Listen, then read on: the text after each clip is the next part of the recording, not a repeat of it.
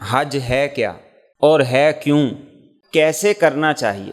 قرآن کریم نے اس حوالے سے ہمیں کچھ ہدایات دی۔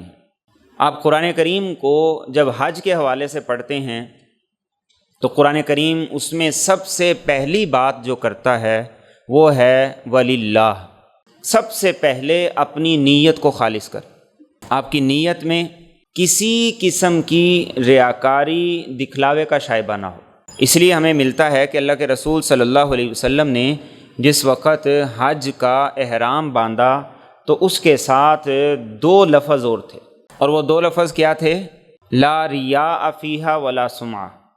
اے اللہ، اس احرام میں نہ تو کوئی ریاکاری، دکھلاوا مقصود ہے، نہ لوگوں کو سنانا مقصود ہے۔